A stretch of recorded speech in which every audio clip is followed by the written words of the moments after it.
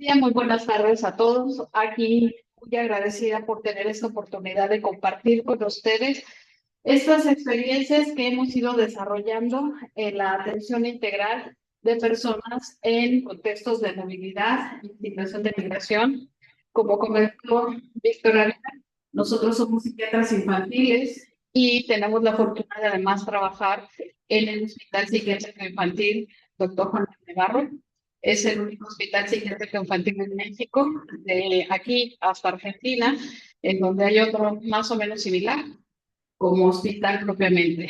Entonces, nosotros tenemos propiamente la posibilidad.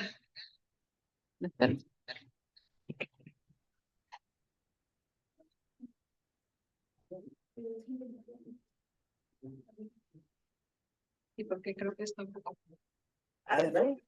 Hablo una vez más para incrementar el volumen. Ustedes me dicen. Ustedes me dicen si el volumen es adecuado para las personas de la traducción, porque los estoy dejando sordos. Espera. Ustedes me dicen hasta dónde dejamos el volumen. Sigo hablando. Muy bien. Bueno, entonces les comentaba que nuestra presentación está dividida en 4 partes. La primera parte tiene que ver precisamente con aquellos factores de riesgo que tienen que ver cómo en las diferentes etapas del desarrollo de una persona a lo largo de la vida pueden generar un riesgo para la salud mental y la diferenciación precisamente entre salud mental y un trastorno mental. Lo segundo es hablar sobre las intervenciones en cuanto a la entrevista propiamente y la valoración en grupos específicos como niños, niñas, adolescentes y obviamente también qué condiciones específicas debemos tener en cuenta cuando estamos hablando de personas en condición de migración. La tercera parte tiene que ver con estas intervenciones que tienen que ver con evaluar si estamos teniendo como tal un diagnóstico psiquiátrico, ¿no? O estamos teniendo una serie de sintomatología que no necesariamente tienen el nombre de un diagnóstico y por supuesto generar un plan de intervención. Entonces, en ese sentido, el primer tema me corresponde impartirlo a mí, estos conceptos básicos sobre la migración como un factor de riesgo para la salud mental individual, familiar y comunitaria. ¿Okay? Siempre nos vamos a preguntar, nos vamos a realizar estas 3 preguntas. Estas 3 preguntas, y cuando nosotros entrevistamos a una persona en condición de movilidad, no las tenemos resueltas, olvídenlo. Por favor, no vamos a tener la posibilidad de generar una intervención. La primera pregunta es justamente, ¿quién es la persona migrante? Y eso no nada más tiene que ver con el hecho de saber su nombre. No utilizar ningún tipo de sobrenombres, por ejemplo. De pronto estamos muy acostumbrados, se oye por ahí que algunos médicos utilizan estas palabras como pronto decir madre, ¿no? Señora, o a los niños chiquitos, mi vida, ¿no? Cosas que no son adecuadas porque siempre tenemos que hablar con ellos al respecto de su nombre, perdón, a partir de su nombre. Y eso va generando la identidad de la persona propiamente con quien nosotros estamos tratando. Saber cuál es su edad, saber cuál es precisamente también este punto de partida que ha generado la migración y en qué parte del trayecto se encuentran en este momento, cuando yo estoy teniendo contacto con esta persona. Por supuesto, también saber hacia dónde se dirigen, si ya hay un lugar determinado, si ya hay un lugar relativamente estable y seguro al que vayan a llegar. Y por supuesto, esto nos va a dar una serie de datos específicos que vamos a tomar en cuenta para empezar a evaluar justamente qué le pasa a la persona migrante. Esa es la segunda pregunta. Esa segunda pregunta tiene que ver ya incluso con la formación que cada uno de ustedes tiene. ¿Quiénes de aquí son médicos? ¿Pueden levantar su mano? ¿Quiénes son psiquiatras? ¿Quiénes son psiquiatras infantiles? ¿Hay alguien que tenga alguna otra profesión? ¿Formación? Ah, bueno, ya nos conocemos aquí. Trabajo social, psicología, exactamente, ¿no? Entonces, justamente de nuestra formación vamos nosotros a determinar qué le pasa a esa persona y desde el ámbito de formación que yo tengo, cuál va a ser mi plan de tratamiento. Es decir, qué necesita la persona. No siempre lo que necesita es algo que yo le pueda dar, sino que es algo en donde yo tengo que determinar justamente cuál es aquel otro profesional, aquella red de apoyo en la que yo me voy a relacionar precisamente para tener un abordaje de qué necesita esta persona. ¿Ok? Entonces, vamos a tener en cuenta lo primero que es qué edad cronológica y qué edad mental tiene esta persona con la que yo estoy teniendo contacto. Obviamente, no sé si fui yo, ahí está. Entonces, nosotros tenemos en cuenta que a partir de que una persona nace, perdón, a partir de una persona se concibe, es decir, a partir de la concepción, tenemos la etapa que se llama los primeros 1000 días de nacido.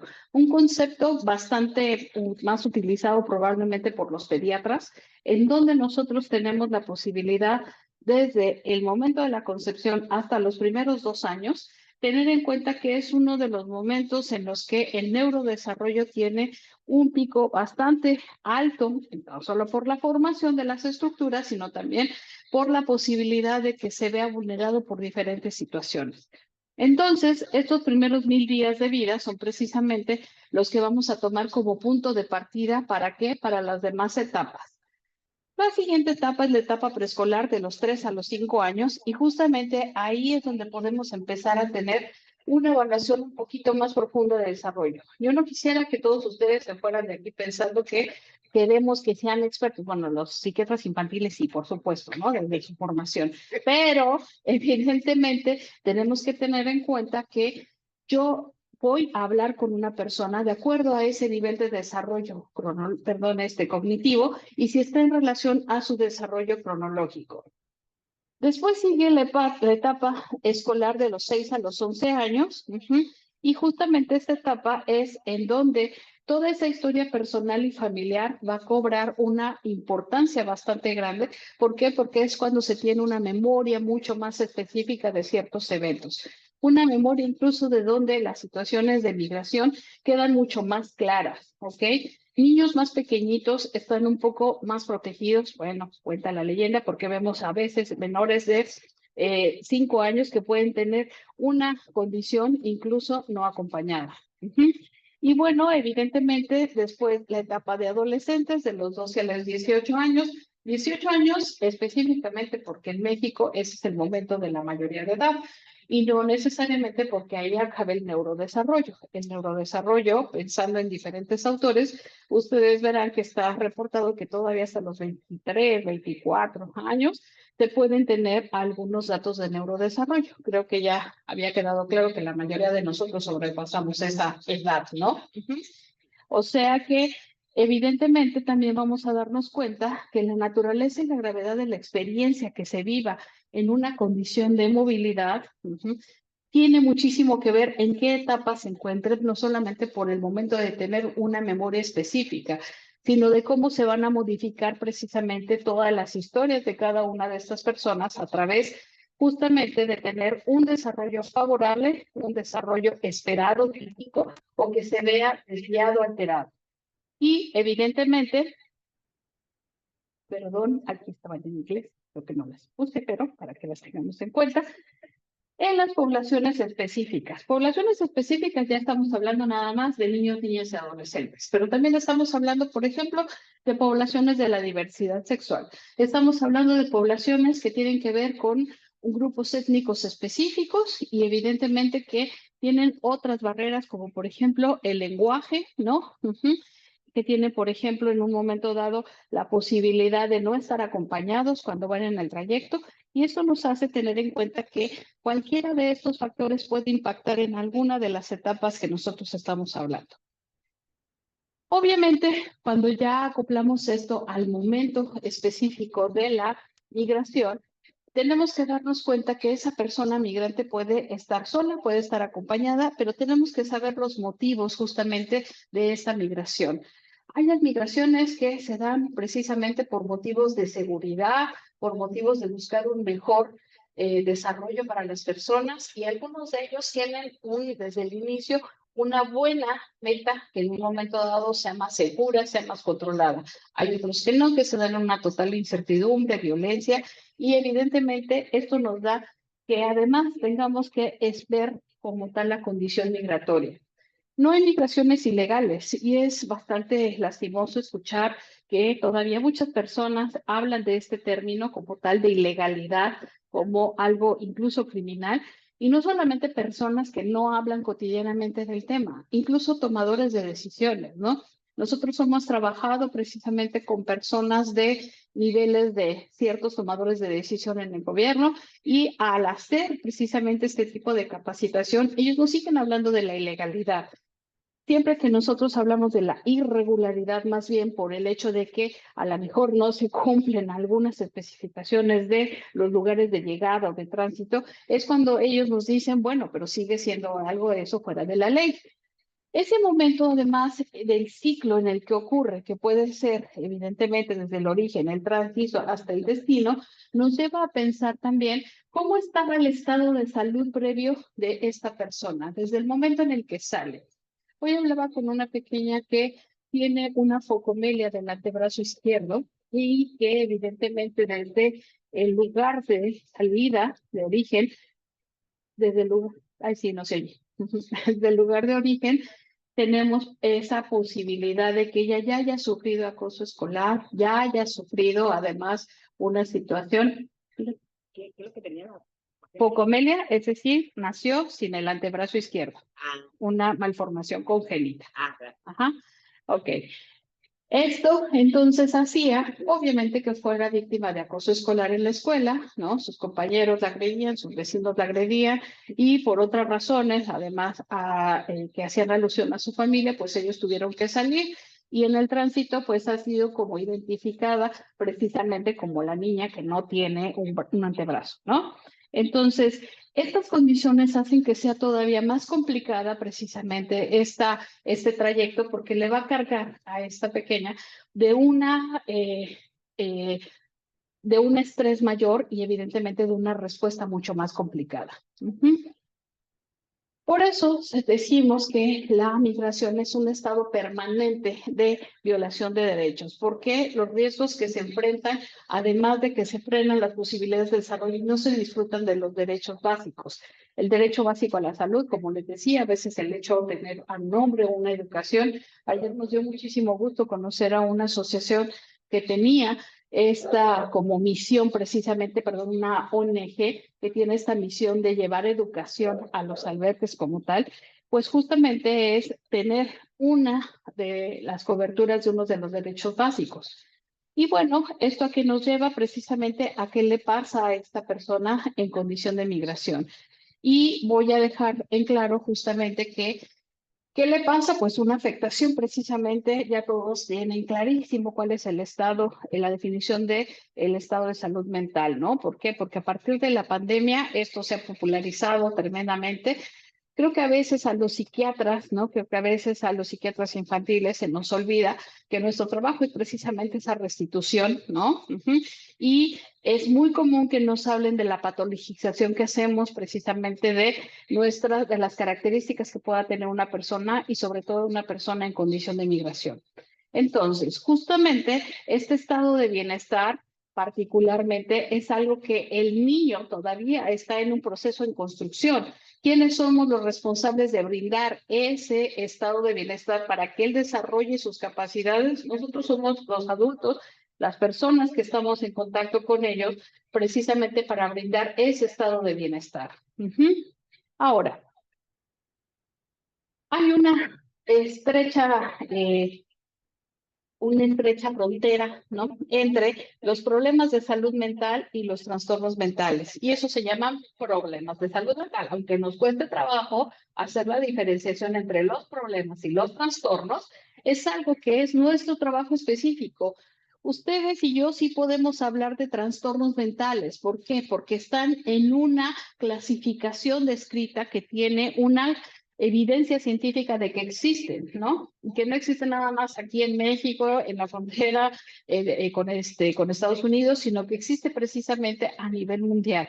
Y justo eso es algo que se sale de lo típico del desarrollo y evidentemente que hace que un individuo tenga que perder sus capacidades de adaptación y de funcionalidad. Eso es lo que lo hace un trastorno mental.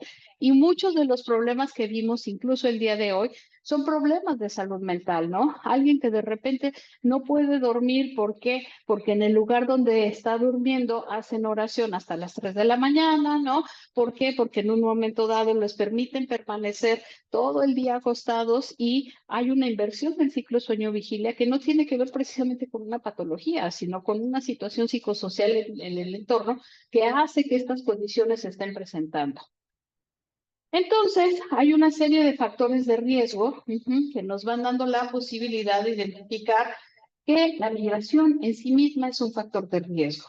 Puede ser un factor de riesgo protector incluso cuando se hace la migración porque estoy en riesgo en un determinado, esa migración se da de manera controlada, de alguna manera protegida y llegamos a un lugar específico. Pero es un factor de riesgo como tal de dañino, digámoslo así, precisamente porque puede generar incluso la limitación del desarrollo físico, la presencia de algún trastorno no solo mental, sino propiamente físico. Entonces, en ese sentido, lo que tenemos que tener en cuenta es esa identificación de si en un momento dado puede funcionar como algo protector o algo de riesgo. Y evidentemente, este esquema seguramente lo conocen porque está tomado de el documento original de la OIM, en donde tenemos que evaluar justamente cada factor de riesgo a nivel individual, relacional, comunitario y social, ¿no? Cada individuo, si tiene una problemática a nivel individual, a nivel de las relaciones interpersonales cercanas, por ejemplo, con sus padres, también hoy veíamos a una chica, una adolescente, que en realidad nunca ha vivido con su madre y que ella simplemente llega al lugar donde ella vive con los abuelos y es así de vámonos, ¿no? ¿Por qué? Porque a mí me amenazaron y yo te tengo que llevar conmigo. Sí, pero tú no eres mi mamá es mi abuela, ¿no? ¿Me tengo que ir contigo? Pues sí, tienes que ir conmigo porque tú también corres peligro. Pues vámonos entonces, pero en todo el trayecto ha sido una discusión constante precisamente entre ellas dos, ¿ok? Y eso hace que además con el resto de la comunidad, en el albergue en el que ella se encuentra, esté continuamente irritable, agresiva incluso, y llegue a tener una serie de complicaciones que tienen que ver con el hecho de que a nivel individual ella no tiene la percepción precisamente de quiénes son sus padres. Y bueno, esto es algo muy importante que me gustaría que lo que se quedaran ustedes, que es precisamente cuáles son los duelos o pérdidas que tiene una persona en condición de migración. Esto ha sido bastante estudiado como justamente los 7 duelos que se tienen de qué cosas. Primero que nada, bueno, y no porque sea lo primero lo más importante, pero la familia y los amigos. Hay personas que salen de su lugar de origen para no volver a ver a sus familias, ¿ok? La lengua, evidentemente, no es igual que todos los días te saluden en ese idioma, esa lengua original, esa lengua materna, y que de pronto tengas que cambiar y aprender otras formas, ¿ok? La cultura, costumbres, la religión y los valores. Incluso las fechas a veces de nuestro calendario están regidas por diferentes fechas religiosas, por diferentes costumbres que tenemos, y al migrar ya no tenemos eso, lo perdemos. La tierra, el paisaje, los colores, los olores, muchas personas dicen, es que esto está como muy romantizada la cosa, ya ve que últimamente se romantiza todo, no, pues no es que se romantice, es que evidentemente si yo salgo de mi casa todos los días para ver un determinado paisaje y lo dejo de ver, ¿no? Es algo que puede ser una pérdida muy grande, un duelo como tal. El estatus social, los papeles como tal que me identificaban como una persona en mi lugar de origen, el trabajo y la vivienda, son algo que definitivamente se puede perder completamente, ¿ok? Y el contacto con el grupo étnico de origen y la integridad física. Estas dos, ¿por qué las menciono juntas? Porque precisamente el contacto con ese grupo étnico, a veces migramos en grupo, a veces migramos solos, y evidentemente esto nos puede llevar a también tener diversos riesgos en este camino y tener situaciones en donde mi propia capacidad precisamente de integridad, de cuidar a mí mismo, ya no esté presente. Y finalmente, ¿qué es lo que nosotros vamos a empezar a generar con un plan de seguimiento cuando nosotros respondemos esas 3 preguntas? ¿Quién es esa persona en condición de migración? Hablamos de la edad, el desarrollo cognitivo propiamente, la edad mental, hablamos también de ese lugar de origen, el tránsito y el de destino, y hablamos también de si hay alguna condición propiamente llamada problema o trastorno mental. Y aquí lo primero, para resolver esta tercera pregunta de qué es lo que necesita, en este plan prácticamente de 6 pasos, que es el que vamos a seguir hablando a continuación, lo primero es restituir la confianza, justamente que esta persona puede tener la posibilidad de hablar conmigo u otras personas, que podemos tener alguna aportación para su trayecto y hacerlo de alguna manera más seguro.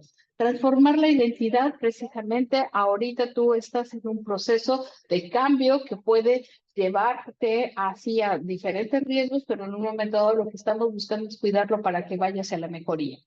Fortalecer los vínculos de afecto, algo súper importante de lo que hemos hablado,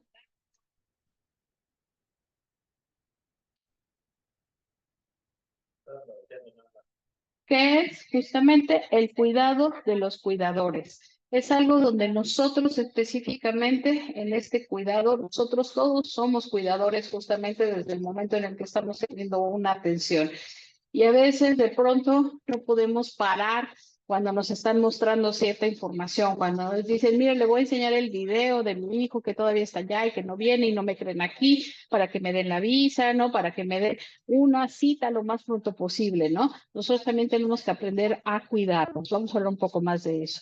Y justamente también imaginar el futuro sin decir mentiras, ¿no? Sin utilizar frases ya hechas, como el hecho de no te preocupes, todo va a estar bien, en algún momento dado todo va a mejorar, ¿no? Porque en realidad nosotros no lo sabemos. Y finalmente, la identificación de recursos de afrontamiento.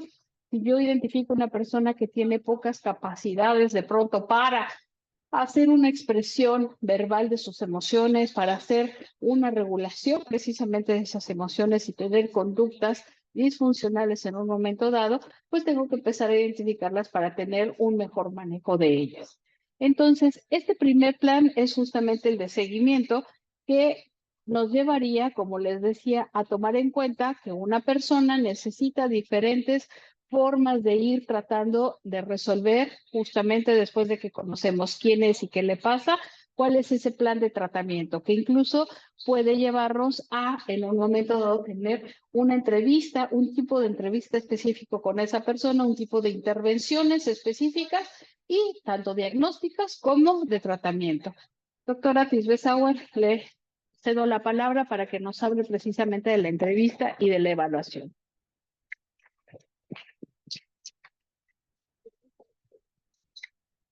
Es, ¿sí?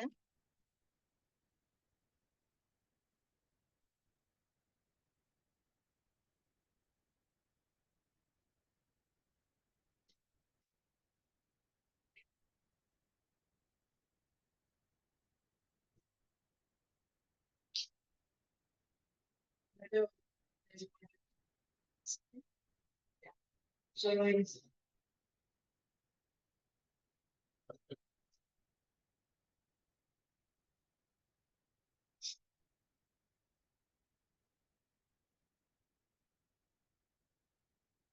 solo es recordar algunas cosas que me parecen a mí son muy importantes en estas personas que están en condición de migración y en un estrés diario o que tienen situaciones pues, demasiado complejas en la familia. Ya trataré de hablar un español neutro, simple, concreto, aunque no sé si allá no lo ven. ¿Tú qué piensas? Sí, porque decimos que los de Tijuana, Mérida, traemos un tratadito muy particular los mexicanos, pero los latinos somos de cantar, ¿no? Los colombianos o los peruanos. Bueno, yo les voy a hablar de la entrevista. Y les decía yo ayer que la entrevista es una entrevista muy particular, muy especial, eh, que nos va a servir para entender el riesgo y las necesidades de protección de nuestros pacientes. A diferencia de las entrevistas de los periodistas o de las personas de la policía, recordamos ayer a CSI, el programa, pues somos distintos porque desde el principio debemos de dejar claras muchas cosas, y es esto, ¿no? Que evaluamos las necesidades de nuestra persona. La entrevista es basada en estos dos documentos importantes de la SEP y de la Secretaría de Relaciones Exteriores. Entonces, ustedes pueden tener eso en los. Y esas entrevistas están súper estructuradas para que nosotros vayamos siguiendo los 7 pasos, de los cuales pues vamos, ya vimos algunos puntos. Y bueno, de entrada, lo importante es ver las condiciones en las que viene nuestro paciente. Yo les decía ya en el diagnóstico detallado, el diagnóstico de sus efectos, que hacemos a lo lejos, nada más de la apariencia de la persona. En general, en estos pacientes, pues, este es un grupo, si tenían golpes, hematomas, si venían sangrando, si estaban deshidratados.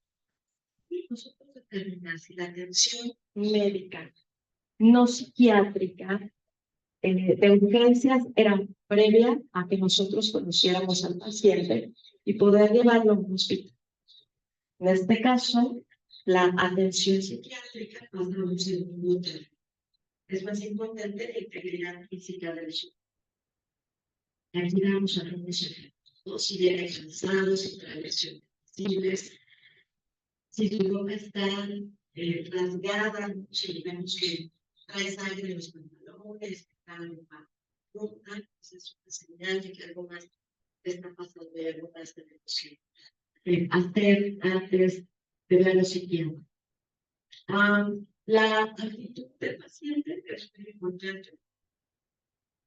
Con personas adultas que me parecen concientizadas de que me iban a ver, porque me aportaron información muy importante desde el principio, pero sobre todo una narrativa muy estructurada, que me parece que eso facilitó mucho mi intervención. Sin embargo, ayer les platicaba yo de otra paciente, de Mitch, que conocí el primer día y que en realidad no tenía muchas ganas de platicar conmigo, tenía una reticencia muy importante, porque la madre me había dado como información negativa sobre ella. Me había dicho que era muy latosa, que se está portando mal en la escuela, que era una buleadora y que se orina. Entonces, eso a ella la puso en resistencia para poder hablar conmigo. Y es importante que esta actitud la vayamos nosotros conociendo para entonces poder pensar cuáles son las estrategias en el contexto de los niños y los adolescentes para acercarnos a esta información. Como psiquiatras infantiles, nosotros tenemos que familiarizarnos con diferentes canales de comunicación. En este caso, los dibujos, que es lo más accesible, el poder hablar de la música que les gusta, las películas, el lenguaje corporal también que ellos tengan. Muy curiosamente conocí a un niño que me hizo un dibujo, porque puso 2 banderas, México y Estados Unidos, y luego puso una frase, una paloma y una frase que decía La Paz, y atrás que me escribieron una historia que les voy a decir que me puso. Y en realidad los pacientes nos pueden decir qué les sucede en una primera entrevista y los niños en los dibujos nos dicen qué les está sucediendo. En los exámenes profesionales, somos individuales, los doctores y yo, comúnmente vemos cómo el paciente nos dice de primera intención qué le está pasando. O sea, los niños sí saben qué les está sucediendo y para eso tenemos que estar muy, muy atentos. Determinar la edad, de acuerdo al desarrollo físico y al desarrollo mental. Y advertir esta necesidad de proporcionar un trato especializado por cómo viene nuestra personal sobre la entrevista y, por qué no, ver algunas señales de si es población indígena o yo les decía si a lo mejor esta persona sufrió un maltrato, que eso es muy importante, sobre todo en los niños que viven solos y que recurren muchísimas.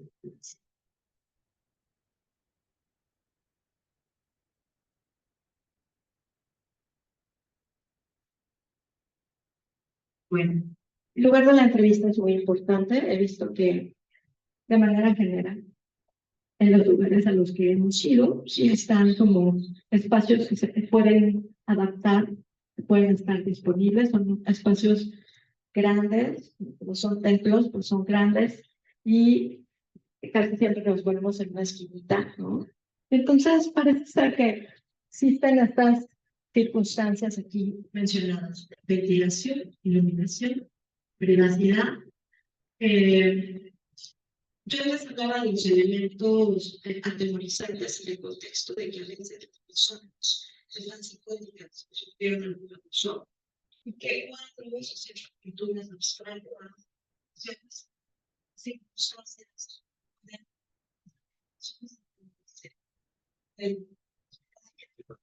trabajamos una vez nos preguntaron cómo podríamos ponerse de paz en el área de hospitalización. Y eso se nos complicó mucho, porque si ponemos caras o si ponemos elementos abstractos, probablemente los pacientes psicólogos que vemos aquí tenemos que pensar mucho en qué tipo de colores podríamos estimular menos al paciente o de figuras que no quisiera. Y finalmente, pues el tiempo aproximado es más o menos de 45 minutos. Es un tiempo que me parece que en psiquiatría infantil nos pasamos un poquito porque yo me preguntan historia de que se pueden ver los datos de los papás que los sienten. Entonces, trabajamos hasta por 2 o por 3 porque se influye en el niño. Creo que la entrevista es muy importante, básicamente generar confianza en las personas y empatía. Ser simples en nuestra expresión, les ayuda a leer mi lenguaje corporal, que es muy importante, sobre todo si estamos en contra de enojados o brazos cruzados o piernas cruzadas, que no generemos confianza, específicamente en los niños o en los adolescentes. Y es muy importante asegurar desde el principio cómo podemos ayudar.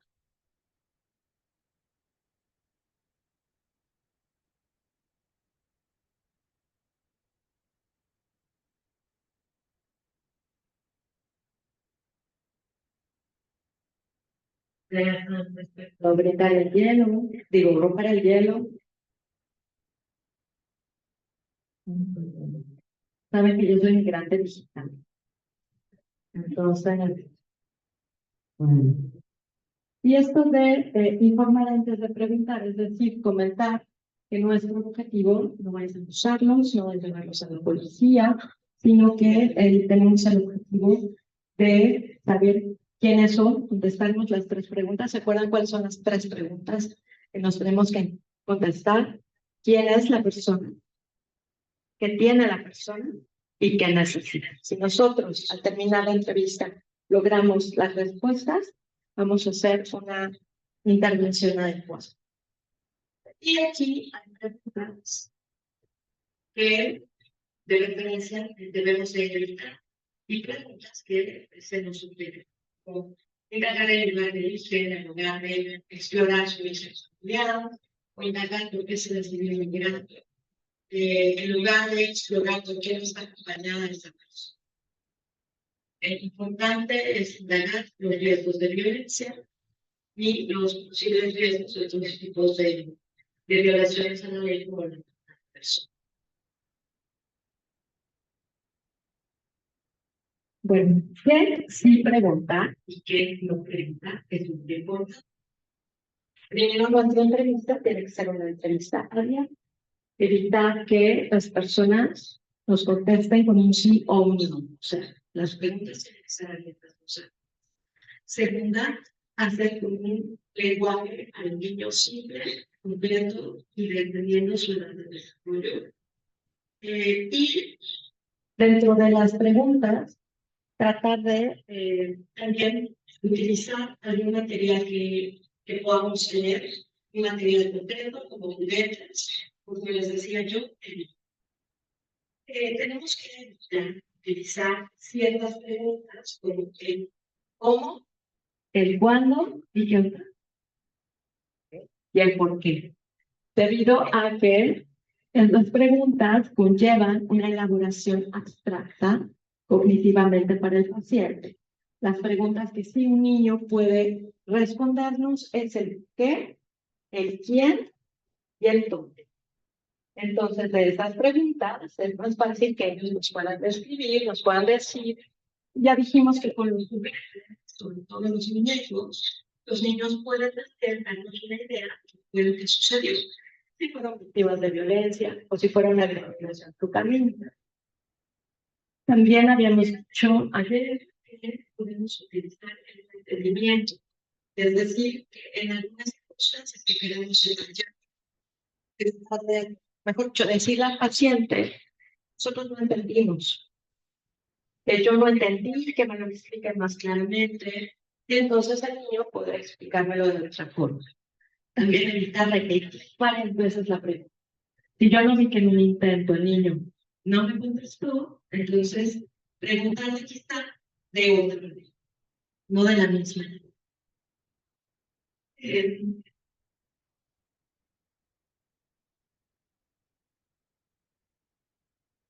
Dentro de las frases, por ejemplo, está, extrañas a tu mamá, por ejemplo, y en ese contexto debemos de evitar que el niño le pongamos en apuros o le damos en culpa de elegir a un padre o a otro. O ¿por qué te veniste y no te quedaste en tu casa? ¿O dónde estás mejor, con tu abuela o con tu mamá? ¿No? Este tipo de preguntas en donde el niño puede sentir culpa. Evitar decir, no tengas miedo, no te pongas triste, no llores. Al contrario, ofrecer esa expresión y poder enseñarle que esas emociones son normales y que puede tener. A veces yo les sugiero a las personas que tienen una situación muy delicada y que están tristes, agendar tristes. Entonces pueden llorar durante una hora. Por ejemplo, lo tienen que hacer a la misma hora de su. Entonces eso favorece mucho que ellos estén mejor durante el día y bueno, ya aparten su hora de llanto o su hora de ansiedad, ¿no? Evitar decirles que todo está bien.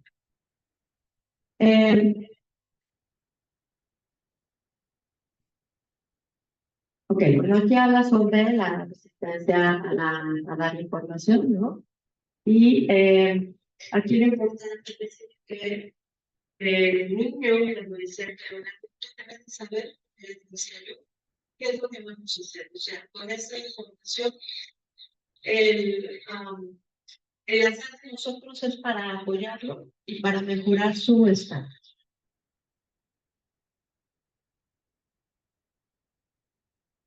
Dentro de las consideraciones, bueno, está esto que les decía yo de utilizar materiales concretos, reflejar conductas que generen confianza, nuestros tonos de voz, nuestras palabras, anticipar los temores al inicio de la entrevista, explicarles para qué estamos ahí. Ser lo más concretos y simples posible.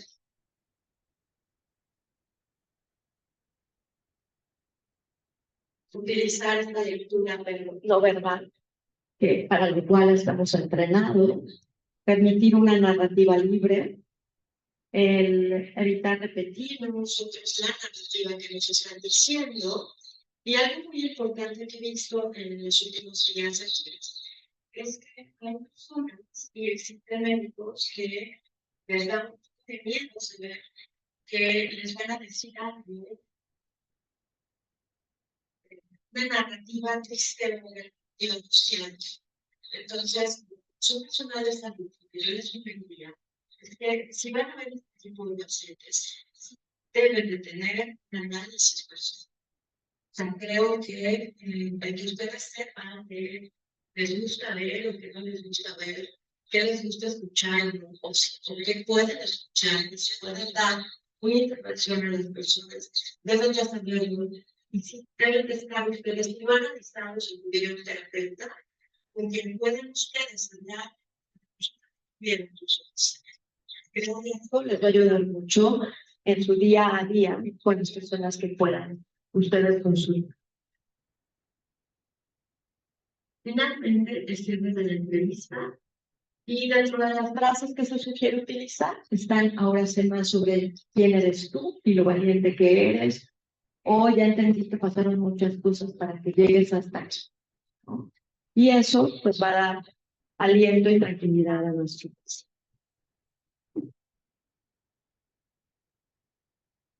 Aquí hay unas frases que podemos utilizar o que pueden atemorizar. Yo espero que lo puedan ver, que les den las frases. Ahora el doctor Víctor Ávila nos hablará de los problemas de salud y los trastornos mentales en personas en situación de migración.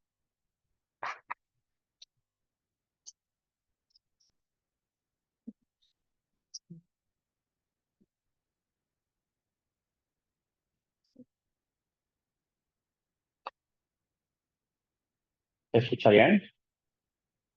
Bien. Hola de nuevo. Buenas tardes.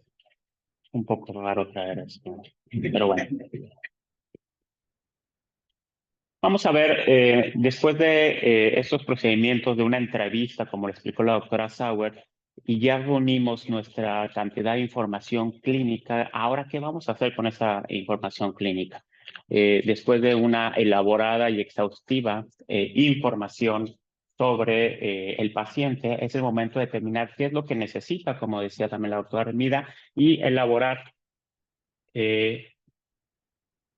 un plan respecto a lo que necesita el paciente y no solamente eso, ya sé lo que necesita, pero necesito saber cómo se lo voy a proporcionar. ¿Qué serían estos tres pasos? La obtención de información, el análisis y definición de lo que necesita el paciente y cómo lo voy a encauzar. Y esto puede ser muy variable, como lo hemos visto en los pacientes que hemos estado viendo en estos días de asistir a los refugios. A lo mejor en mi juicio clínico ya obtuve toda la información, sé exactamente qué necesita el paciente. Por ejemplo, hoy que vi una paciente que necesitaba un tratamiento antidepresivo, pero está la incertidumbre si va a regresar en pocos días a su lugar de origen, que es lo que desea ella, o va a mantenerse más tiempo en el. Entonces decía, bueno, si está aquí en el próximo mes, seguramente regresarán a darle el seguimiento. Y ella dice, ojalá que no. Digo, sí, ojalá que no. Entonces también tenemos que tener esta variabilidad y esa incertidumbre respecto a la situación de estas personas en condición de migración.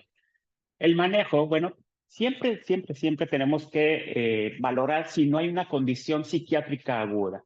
¿Qué quiere decir esto? Una situación que significa un cambio en pocas horas o en pocos días del estado previo de un individuo, un niño, una niña, un adolescente o un adulto. Hay que descartar que haya causas orgánicas de estados mentales alterados. Lo más frecuente que podemos encontrar es debido al uso o abuso de alguna sustancia, alcohol, tabaco, metanfetaminas, cannabis, etcétera, etcétera, o la suspensión abrupta de alguna de estas sustancias, como puede ser un síndrome de abstinencia. Todas las intervenciones que les estamos presentando, como ya se mencionó desde el principio, tienen el fundamento en las guías MHGAP que da la Organización Mundial de la Salud. Y los diagnósticos más frecuentes, sin embargo, no por el orden de presentación, sino los más frecuentes que vemos en personas en situación de inmigración son los relacionados con el uso de sustancias, los cuadros afectivos, los trastornos relacionados con el estrés, que son muy frecuentes, y las conductas violentas, que ahorita voy a ahondar un poco más en esto.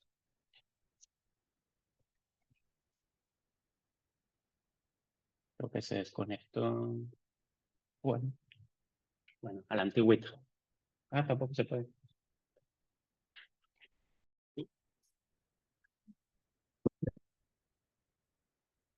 Listo. Hay que valorar si hay una condición médica psiquiátrica que puede ocasionar algún daño hacia sí mismo, hacia los demás. Hay que descartar que haya causas orgánicas de estados mentales alterados, por ejemplo, algún traumatismo genencefálico, y si esto fuera así, pues la canalización adecuada. Gracias.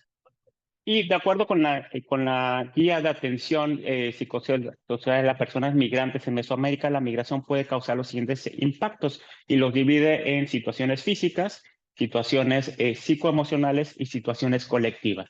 Las situaciones físicas todos no las conocemos, son muy obvias, ¿no? Pueden ser desde situaciones de ampollas debido a los traslados, pueden ser situaciones dermatológicas por la exposición a los medios físicos, ectoparásitos, sí, puede haber situaciones de deshidratación hidroelectrolítica, etcétera, etcétera, etcétera, infecciones de cualquier tipo.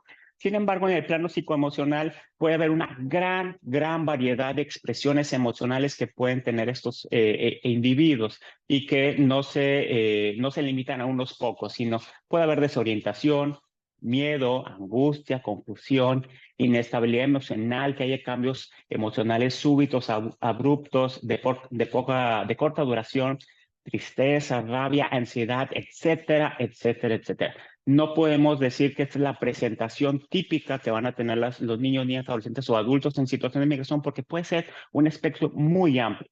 Y las colectivas que no tenemos que dejar de lado, siempre hay que preguntar, sobre todo cuando hablamos de menores de edad, la situación familiar, cómo está afectando todo el medio. Recordemos que a lo mejor un adulto pues puede viajar solo y es él solamente, pero en niños siempre tenemos que ver esta conformación familiar.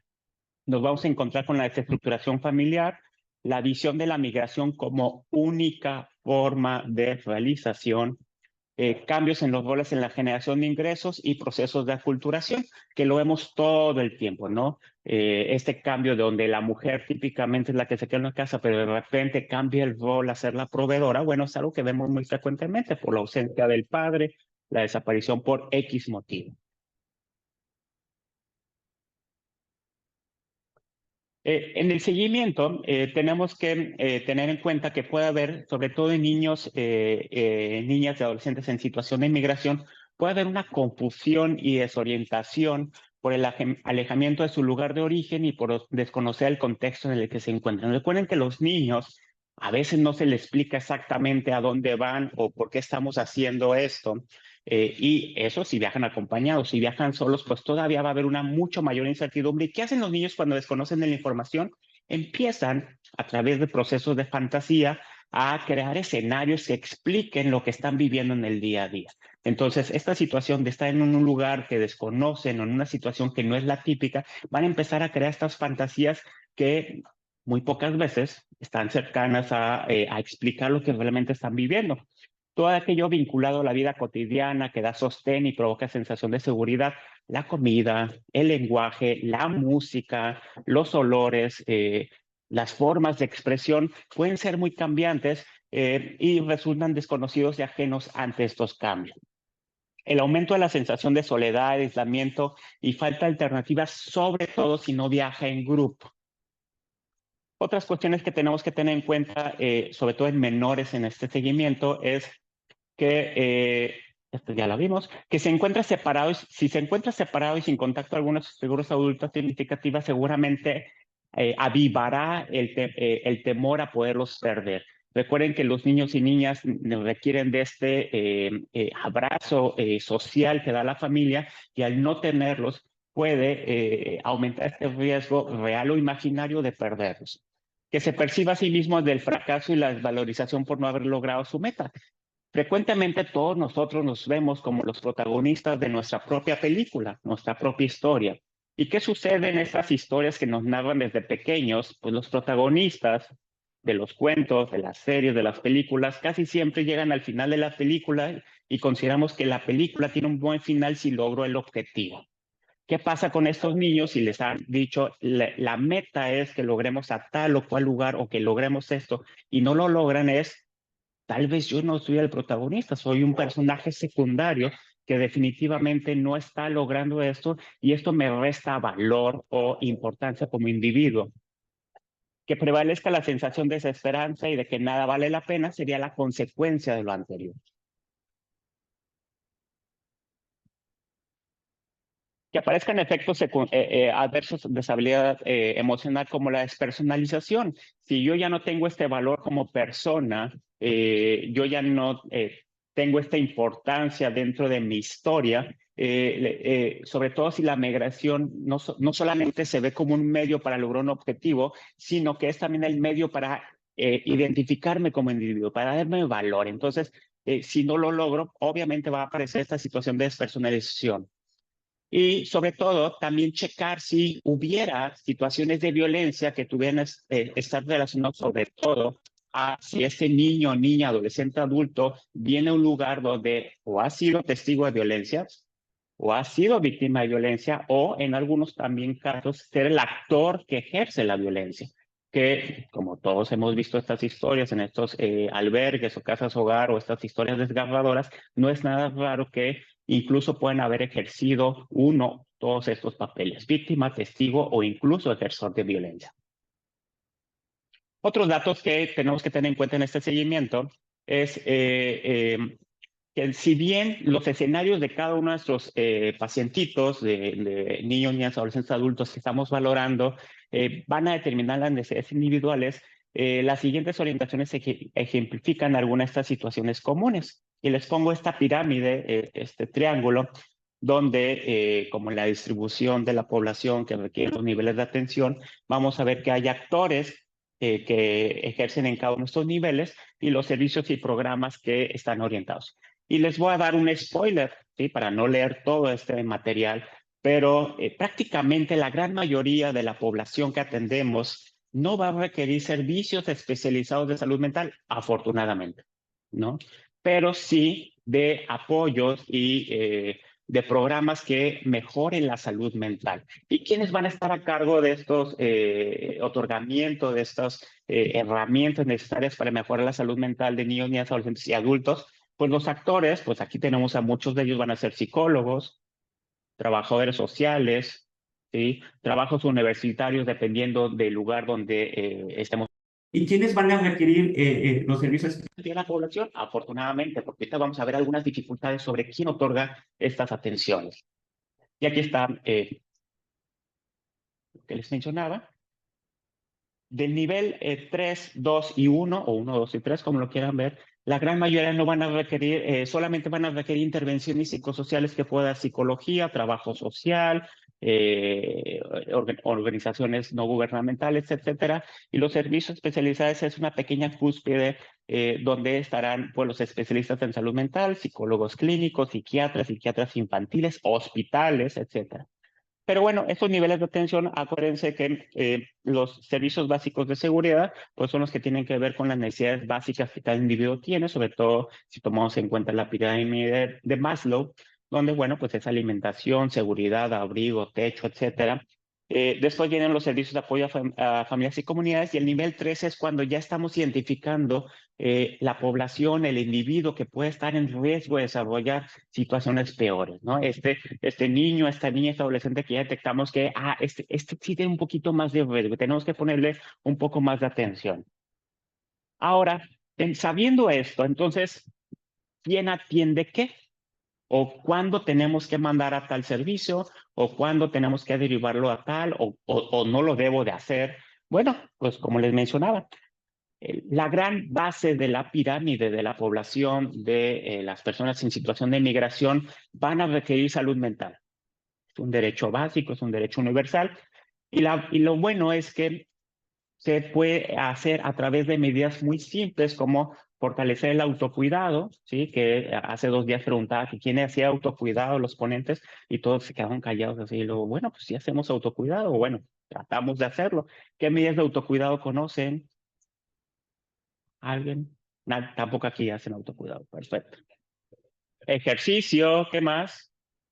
Tratar de comer bien, ¿no? A veces podemos tomar, pues, una pequeña, pues, hamburguesa y sabemos que no está muy bien, pero bueno, tratamos de mantenerlo. Meditación, ejercicio, actividades sociales, actividades recreativas, leer, etcétera. Pues esas son medidas que dan salud mental y que se pueden hacer desde un nivel muy de la base de la pirámide y que no requerimos de una atención especializada.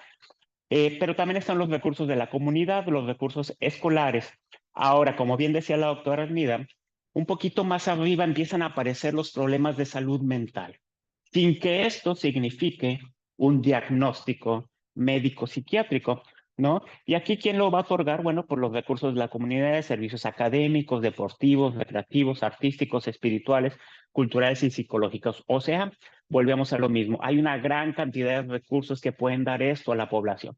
¿Y quién va a llegar aquí a la punta de la pirámide? Bueno, pues los que ya realmente tengan un diagnóstico, un trastorno mental en comportamiento, un diagnóstico médico-psiquiátrico, y ahí quién le va a tocar, bueno, pues a los psiquiatras infantiles, psicólogos clínicos, hospitales generales con otros especialistas, trabajos sociales ya especiales, enfermerías con especialidad en psiquiatría. Pero para nadie para nadie es desconocido que a medida que vamos escalando a través de esta pirámide, los recursos se vuelven más escasos y mucho más caros, ¿sí? Hace ratito, cuando hacía la presentación de todo esto, les decía que hablando en México, los psiquiatras infantiles en México somos poquitos y muy mal distribuidos, porque todos están en el centro del país o en grandes centros urbanos, Monterrey, Guadalajara, Puebla, Ciudad de México, definitivamente, y que hay estados de la República que no cuentan con ningún psiquiatra infantil y que algunos estados muy grandes, como por ejemplo los de la frontera, Chihuahua, Coahuila, que son estados con un tamaño muy grande y con muchas zonas vacías o con pocos centros, ciudades separadas, muchos, pues cuentan con uno o dos psiquiatras. ¿Qué pasaría si alguien de una comunidad alejada o una ciudad mediana necesitaría un psiquiatra? Pues va a tener que hacer un gran trayecto y esto dificulta la atención, ¿sí? Entonces, a medida que subimos por la pirámide, los recursos se vuelven mucho más caros y de difícil acceso. También es importante que a cualquier nivel de atención tenemos que dar promoción de la salud mental y prevención. Eso se puede hacer a cualquier nivel y eso es una gran fortaleza. Las situaciones de inmigración por sí solo, ya lo mencionaba la doctora Armida, suponen un riesgo para presentar problemas de salud mental que, si no se atienden de una forma oportuna, se van a convertir en trastornos mentales del comportamiento. Por lo tanto, en esta procuración de salud mental, no solamente hay que pensar en el psiquiatra, sino todas las disciplinas que estamos aquí, e incluso algunas que no están aquí como profesores, maestros, también participamos en este otorgamiento de recursos de salud mental. ¿Cuándo referir a un psiquiatra? Bueno, esto está más fácil, ¿no? Obviamente cuando hay cuadros súbitos, con cambios súbitos de la conciencia, ¿no? Doctor, ayer no estaba así, o en la mañana no estaba así y ahorita ya hay un cambio que es visiblemente notable. Eso definitivamente es un indicativo de que tiene que ser enviado a un especialista.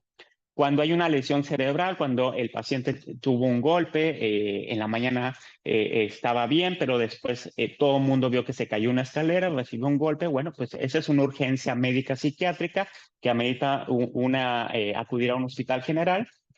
Personas que presentan consecuencias graves, ya sea por consumo de sustancias, una intoxicación aguda. Hace ratito nos comentaban en el trayecto al refugio de casos donde, bueno, debido a que cambiaron ahí la composición del que está haciendo la droga, pues ha habido muchos casos de intoxicación, tal vez consumiendo la misma cantidad, pero debido a que alguien cocinó diferente la X sustancia, pues hay casos de intoxicación, o también la urgencia médica de la suspensión abrupta de una sustancia. Traumas emocionales con alteraciones transitorias en la conciencia, sobre todo si estos se alteran con periodos de lucidez y de confusión. Perdón, ya lo vimos. Casos en los que se sospecha de psicosis, ¿no? En la mañana cuando llegamos a la clínica, pues entre que salimos por una bebida, etcétera, pues vimos dos personas con evidente cuadro de psicosis, que bueno, seguramente están ahí todo el tiempo, pero bueno, eso es una emergencia psiquiátrica y que amerita mandar a un especialista. Personas que presentan graves alteraciones en el afecto, sobre todo si estamos sospechando que pudiera haber riesgo suicida. Por ejemplo, en la mañana la señora, la mujer que vi, pues sí, un cuadro afectivo notable. Entonces, bueno, hay que entrar a valorar si hay riesgo suicida. Afortunadamente no lo tenía, pero tenemos la obligación de hacerlo. Y no el temor de, ay, si tiene riesgo suicida, mejor no le pregunto. No, tenemos que entrar a valorar. Y otra es un paciente que ya se ha conocido por tener un trastorno mental, que ya se refirió, que ya se le dio un tratamiento adecuado y no mejora. Estamos hablando de un trastorno o un diagnóstico resistente a tratamiento y por supuesto que amerita referir al especialista. ¿Sí? Recomendaciones para cuando mandamos, sobre todo un niño, niña, adolescente que no está acompañado o que está acompañado. Estas son cosas muy obvias, pero creo que sí tenemos que hacer este remarque en esta información. Primero, ya dijimos, los servicios de salud mental infantil son raros, son escasos y son caros. Entonces, cuando vamos a mandar un menor, asegurarnos de que realmente lo amerite. O sea, no me queda duda de que tiene que ir con el psiquiatra infantil. Es necesario conocer los dispositivos de salud mental que conoce la comunidad, como que, bueno, cuento con un hospital pediátrico, cuento con un centro de atención donde hay un psiquiatra infantil. ¿Cuál es el psiquiatra infantil o el psicólogo infantil que me queda más cerca? Tengo que conocer y hacer mi pequeño mapa de mi área, ¿no? ¿Cuál es la ciudad más cercana donde yo lo puedo atender? ¿Cuáles son los medios para acceder a él? Algo importante, si ya decidí referir a un niño, tengo que explicarle a él y a su familia el motivo por lo cual estoy refiriendo. Recuerden que estos niños, sobre todo en situación de tránsito, pueden sentir que si un médico lo está mandando a otro lugar como un abandono, como ya no me quiere ver, ¿sí? Como ya no quieren saber más de aquí, entonces por eso me está mandando, ¿no? Explicarle, oye, te voy a mandar por tal motivo, no sé si vayas a regresar, sí o no, pero dependiendo de la valoración, hay opciones para ti.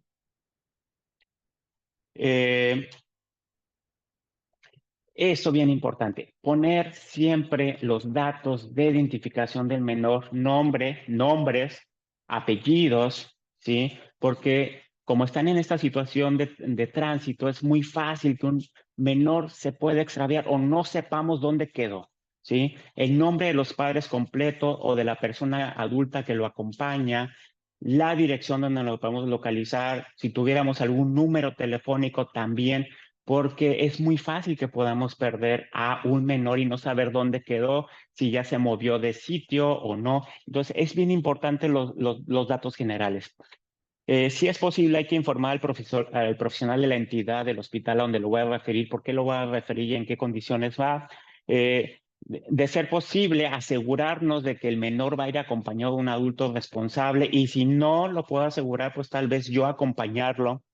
Exigir al profesional al donde lo voy a mandar que por favor me haga ¿qué? Pues una respuesta escrita, ¿no? A veces es frecuente que regrese el niño y la mamá le preguntamos, oiga, ¿qué le dijeron? Pues me dieron ¿me lo dieron una receta? No, me lo dijo todo verbal. Y entonces tú te quedas con la duda de si fue, o me está mintiendo, o por qué el médico no hizo un documento que en México, bueno, tenemos este sistema de referencia contra referencia, pero a muchas veces sí los atienden, pero no hacen la respuesta, ¿no? Mantener el registro de las remisiones y los resultados y asegurar el seguimiento de los casos remitidos. ¿Sí? Bueno, esas serán las recomendaciones o lo que tendríamos que hacer con estas poblaciones. Y a continuación, la doctora Adriana Calleja ya abundará un poquito más sobre las intervenciones psicosociales y sobre todo las farmacológicas en niños, niñas, adolescentes, dependiendo de las trastornos mentales más frecuentes. Doctora Calleja.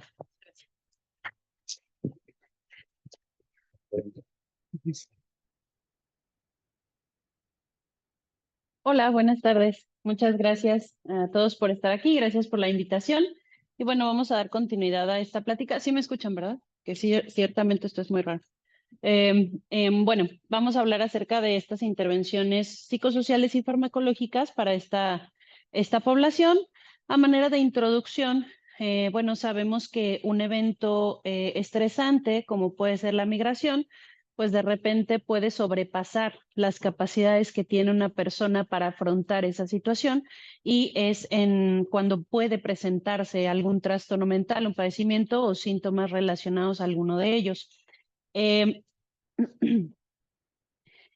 Algo importante es que precisamente estos signos o estos síntomas pueden ser identificados por una persona que no necesariamente es un profesional de la salud mental, ¿no? Puede ser identificado por cualquier persona, incluso, ¿no? Cuando uno va a la tienda a comprar algo, si la otra persona me trata mal, ¿no? Yo puedo identificar si está enojada, si yo voy en el camión y veo que una persona viene así, de repente, pues ya te das cuenta y dices, ¿qué le pasa? ¿No? Entonces, en realidad puede ser cualquier persona la que puede identificar esto y bueno, mucho más alguna persona que trabaje en un lugar como estos lugares maravillosos que hemos conocido en estos días, ¿no? Entonces, creo que cualquier persona puede detectar, ¿no? Como alguno de estos síntomas y pues eso es algo sumamente importante para nosotros. ¿Por qué? Porque lo que buscamos a partir de esto es que justamente los pacientes sean referidos para la atención especializada y que, como ya lo dijo el doctor Ávila y yo lo voy a decir más adelante, afortunadamente van a ser los menos. En realidad podemos hacer muchas intervenciones desde la base de esa pirámide y entonces evitar que estos padecimientos se compliquen y entonces realizar intervenciones desde un momento anterior y evitar, ¿no? que haya complicaciones. Pues ya, vamos a hablar entonces acerca de estos procesos de atención de acuerdo pues con los padecimientos de salud mental más frecuentes y de acuerdo a estas guías que nos comentaban, son guías que hace la Organización Mundial de la Salud, que son precisamente para pues situaciones de emergencia, ¿no? Como puede ser la migración, las guerras, desastres naturales, ¿no? Y en diferentes contextos que pueden considerarse como una crisis o una emergencia. Eh, Dentro de los síntomas más frecuentes que podemos identificar, pues las guías nos lo dividen entre estos dos, ¿no? Que son los síntomas psíquicos, que tienen que ver con nuestras emociones, con nuestros sentimientos, el llanto, la tristeza, la desesperanza. Y tenemos también los síntomas somáticos, ¿no? Los síntomas del cuerpo que se pueden manifestar a partir de dolores, ¿no? Quejas, y bueno, algunas otras cosas, alteraciones del sueño, alteraciones en la alimentación, que pueden estar dadas directamente por el padecimiento o también, como mencionábamos, por las circunstancias en las que estamos, ¿no? Por esta dificultad de acceso tal vez a una alimentación adecuada o el no tener condiciones adecuadas para dormir, como ya lo decíamos hace un momento. Dentro de los problemas más frecuentes que vamos a ver por grupos de edad, en los niños muy pequeñitos, lo más frecuente es ver retrasos en el desarrollo, ya sea de forma específica, o sea, en un área, en el lenguaje, en la parte motora, o retrasos globales, precisamente porque pues estos cambios en su vivienda, en su cotidianeidad, pues de repente pueden afectar la estimulación que puedan tener, ¿no? El contacto con otras personas, el mismo lenguaje, ¿no? Si yo vengo de otro país y llego a uno en donde pues solo entiendo lo que dice mi mamá y todos los demás no, pues entonces ahí puede haber como estos rezagos. Bueno, también puede haber los trastornos relacionados con la ansiedad o como en el estrés, ¿no? Como el estrés agudo, el estrés postraumático. Y bueno, en todos los casos o en todas las edades, vamos a ver esto que viene aquí al último, que es pues un incremento en la severidad de los síntomas de alguna condición previa, ¿no? O sea, que puede ser que ya tenía yo una situación de violencia o ya estaba yo en un contexto pues adverso dentro de mi vida. Digamos que la migración viene de repente a exacerbar esa situación, ¿no? Y entonces podemos preguntar, por ejemplo, en los niños, oiga, su niño ya era inquieto. Ah, sí, sí, ya era inquieto, pero ahora está fuera de control, ¿no? Entonces, bueno, de repente podemos identificar ese tipo de cosas. Entre los 6 y los 11 años, las cosas que vamos a ver más frecuentemente son trastornos de ansiedad, trastornos depresivos, alteraciones de conducta y estos últimos 2 puntos, que aunque de repente podemos pensar un niño de 6 años autolesionándose o pensando en el suicidio o consumiendo drogas, pues lamentablemente en estos contextos sí lo vemos, ¿no? De repente sí vemos pequeñitos de 7, 8 años que ya tienen estos pensamientos, obviamente tal vez no tan consolidados como pues ya posteriormente en la adolescencia o en la vida adulta, pero que sí lo llegan a considerar. Y pues el consumo de sustancias también, ¿no? En los ambientes en los que se desarrollan, pues es frecuente que haya pues el consumo. Pues justamente uno de los pequeños que vi hoy eh, estaba en un ambiente así con sus tíos, con su papá, y parece que desde los 8 años consume alcohol. No sé si otras sustancias, porque no lo quiso decir, pero pues parece que sí, ¿no? Entonces de repente es difícil de creer, pero sí, sí ocurre. Y bueno, en la adolescencia se mantienen los síntomas de los desórdenes previos. Ya vemos como con un poquito más frecuencia las autolesiones, ¿no? El comportamiento suicida, el consumo de sustancias, pues de una forma más importante, y pues aparecen nuevos trastornos, ¿no? Como la psicosis y pues el consumo de sustancias con un poquito más de frecuencia. Entonces, bueno, después de esta pequeña introducción, ¿no? Y tratando de consolidar lo que mis compañeros también ya compartieron con nosotros, pues vamos a ver cuáles son justamente esas intervenciones psicosociales que nosotros tenemos que tratar de cubrir. Y obviamente lo primero siempre son pues esas necesidades básicas, ¿no? La comida, el abrigo, el refugio, nuestras necesidades psicológicas, que pues puede ser la expresión de emociones, ¿no? El favorecimiento de estrategias de afrontamiento, la resiliencia, obviamente, y justamente el manejar esos duelos que nos comentaba la doctora Armida, que se van presentando en una persona que se encuentra en esta condición. Posteriormente, el contexto social, ¿no? Que nos va a ayudar, pues, el reconocer cuáles son esos elementos culturales que tiene la persona y, pues, el restablecimiento de estas redes sociales de apoyo, ¿no? Que puede tener la persona o que puede construir en el lugar en donde se encuentra y, pues, obviamente también cuestiones como sus objetos personales, ¿no? Cosas de este tipo. Una de las pequeñitas que vi hoy me decía, es que extraño a mi perro, ¿no? Nos mudamos y ya no sé qué pasó con él, no sé si está bien.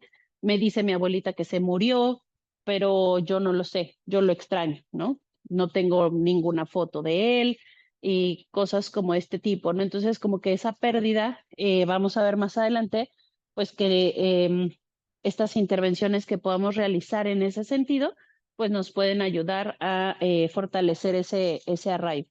Y obviamente, pues buscando lo que tal vez todos estamos buscando de repente, ¿no? Dentro de esta pirámide de las necesidades de Maslow que nos decía el doctor Ávila, pues que buscamos esa trascendencia como ser humano, ¿no? Y el poder recuperar eso, pues para estas personas va a ser muy importante. Entonces, pues estas intervenciones psicosociales nos van a ayudar justamente a favorecer esa reconstrucción, ¿no? Para que en el menor tiempo posible la persona pueda recuperar pues unas condiciones de vida pues normales. La normalidad luego es un concepto un poco complejo, pero lo más normales posibles o lo más habituales tal vez. Y eso es lo que se busca justamente con todas estas intervenciones. Vamos a ver, ¿no? Esta cuestión de recuperar la confianza y es pues que la persona pueda recuperar justamente ese valor, esa confianza en sí mismo para poder comenzar a establecer relaciones seguras, ¿no? Veíamos que muchas personas pues vienen de contextos violentos, pues va a ser muy importante para ellos justamente el confiar en el otro, ¿no? Lo cual es como muy difícil, ¿no? Nos dicen, es que me duermo aquí en la orillita porque no sé si se van a llevar mis cosas, si le van a hacer algo a mis hijos, si pues no sé, si algo pueda pasar, ¿no? Entonces es muy importante eso. Posteriormente, bueno, es transformar su identidad, ¿no? Que no quiere decir perderla, ¿no? O sea, siempre van a ser las mismas personas, pero sí, pues a partir de este conocimiento que podamos tener acerca de sus raíces, su familia, sus amistades, pues vamos a poder fortalecer ese arraigo. Vamos a tratar de fortalecer esos vínculos de afecto y recuperar esos vínculos que perdimos, ¿no? O que perdieron las personas, y entonces, pues eso puede ayudar, ¿no? Aunque sea, como dice al final ahí, de forma simbólica, ¿no? O sea, tal vez yo no le puedo dar a esta chiquita una foto de su perro, pero tal vez podríamos hacer juntas un dibujo de su perrito, ponerle su nombre y que lo traiga con ella para saber, pues que ahí tiene a su perrito, ¿no? Tal vez ya no físicamente, pero de alguna manera sí lo puede tener con ella. Vamos a identificar justamente en la persona esos recursos de afrontamiento con los que cuenta para tratar de fortalecerlos, desarrollarlos y pues de alguna manera también tal vez crear nuevos, ¿no? A veces uno no piensa que es capaz de hacer algo hasta que lo tiene enfrente, ¿no? Y entonces dices, no, pues es que yo no voy a ser capaz de manejar nunca, pero en algún momento lo tengo que hacer y me doy cuenta que sí lo puedo hacer, ¿no? Entonces, también eso creo que es muy importante. Y bueno, tal vez tratar de imaginar el futuro, ¿no? Pensar justamente en lo que puedo lograr, ¿no? Hoy una mamá me decía, pues sí, nuestro objetivo es cruzar al otro lado y eso es lo que yo quiero y yo espero. Me dice, pero sé que tal vez tampoco lo voy a hacer y no pasa nada, pero pues lo voy a seguir intentando, no sé cuánto tiempo, hasta que se me presente algo nuevo y tal vez tenga que tomar otra decisión, ¿no? Entonces esto es también muy importante. Bueno, volviendo un poquito a estas pirámides que nos mostraba el doctor Ávila, ya decíamos que aquí en la base de la pirámide vamos a tener a todo, ahí no se ve, así, todas las personas que van a necesitar ese apoyo y pues van a ser la mayoría. Estas personas van a necesitar un apoyo psicosocial básico, en el siguiente nivel de la pirámide, un apoyo psicosocial especializado, en el tercer nivel, una atención psicológica especializada y finalmente, y como decíamos, afortunadamente en el nivel más pequeño, esa atención en salud mental especializada. Y digo afortunadamente, pues porque somos pocos, ¿no? El acceso a este nivel de atención a veces es un poco escaso y entonces, pues sí nos da gusto que sean como los menos y porque además también, pues podemos hacer muchas cosas para que justamente la persona no tenga que llegar a esos niveles, ¿no? Y esto lo vamos a hacer como a partir de la promoción de la salud mental y el bienestar psicosocial, perdón, a partir de la prevención de otros estresores psicológicos nuevos, ¿no? O sea, como decíamos, a la hora de fortalecer esas estrategias de afrontamiento, ¿no? Y de darle a la persona estas nuevas herramientas, podemos esperar de alguna manera que la siguiente vez que se enfrente a una situación difícil, pues no le sea tan difícil, ¿no? Y la pueda solventar de una mejor manera.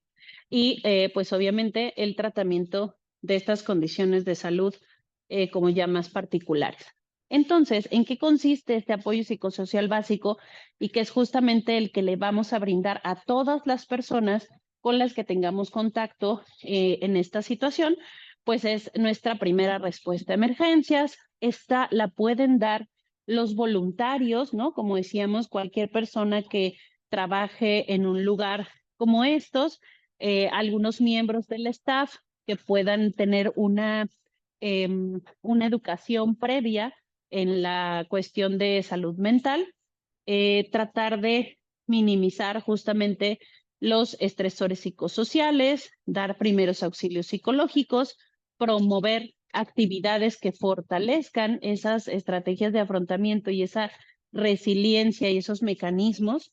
Y bueno, siempre en cada uno de los niveles, este último punto es muy importante, es identificar a esas personas que van a requerir un apoyo más, ¿no? Y entonces vamos a dar todas estas intervenciones a todos y a esos pequeños que encontremos que puedan necesitar algo más, vamos a darle el siguiente nivel de la pirámide, que sería este apoyo psicosocial especializado, en donde ya vamos a poder trabajar con grupos específicos, con ciertas características en común o con ciertas necesidades en cuanto a su salud mental.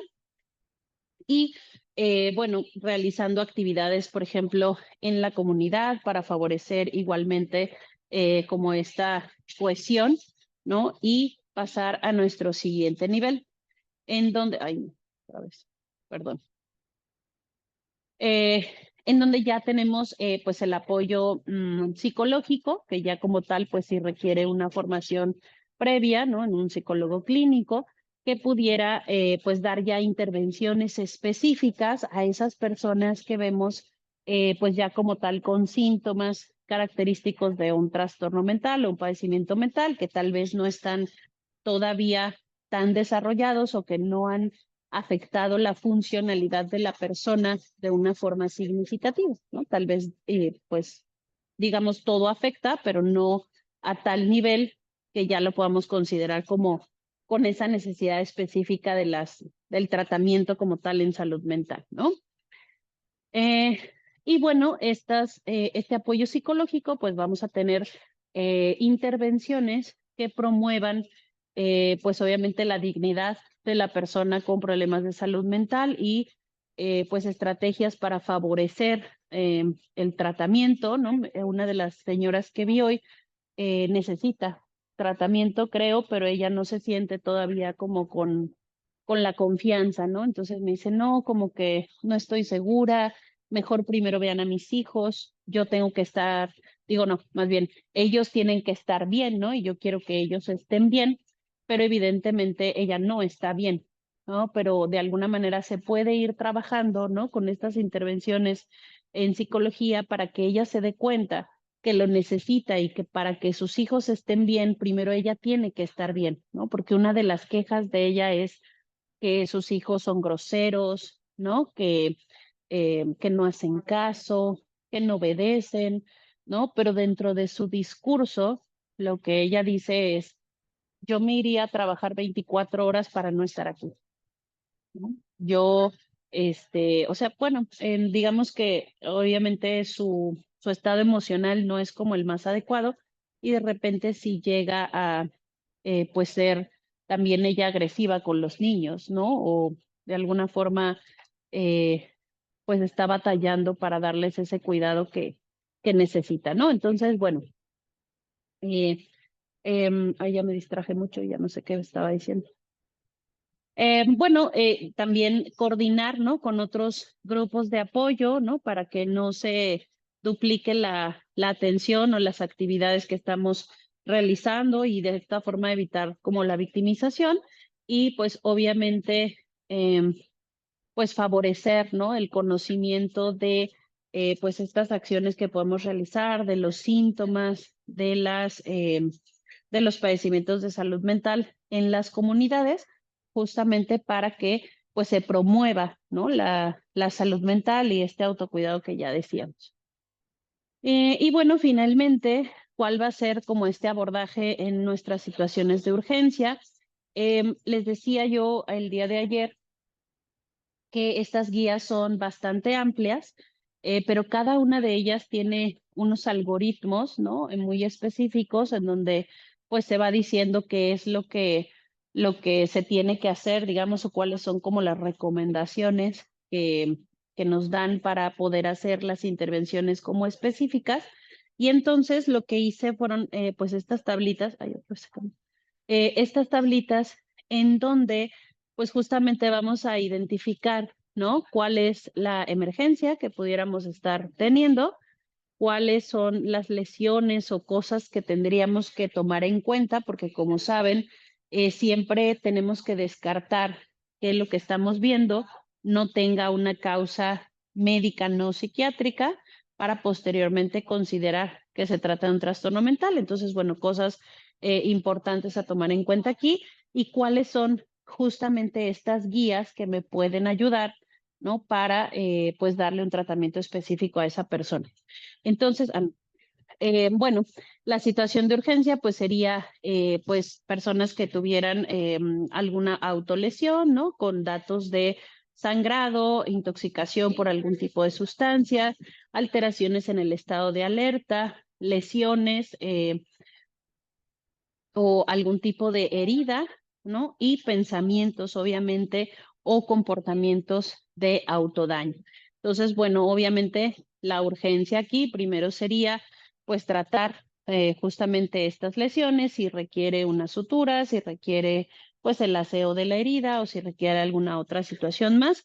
Y, pues, lo que nos va a ayudar son la guía de la MHGAP del suicidio y también la guía de trastornos mentales en niños y adolescentes. Después tenemos aquí a las crisis epilépticas. Obviamente cuando nosotros tengamos alguna situación de este tipo, tenemos que considerar como tal la epilepsia, pero también alguna otra condición neurológica. Sabemos que estas personas que vienen en tránsito, pues de repente no tienen acceso a pues agua potable, la comida que pudieran ingerir a veces no está realizada con las mejores medidas de higiene. A veces los niños también no tienen acceso a sus vacunas, ejemplo, y entonces todas estas situaciones o estas carencias pueden llevar, ¿no?, a que los niños puedan tener alguna otra condición neurológica, una neuroinfección o alguna otra situación que pudiera estar condicionando las crisis y obviamente la intoxicación o la abstinencia por sustancias. Y entonces justo las guías que vamos a utilizar pues son las guías de epilepsia y las de trastorno por consumo de sustancias.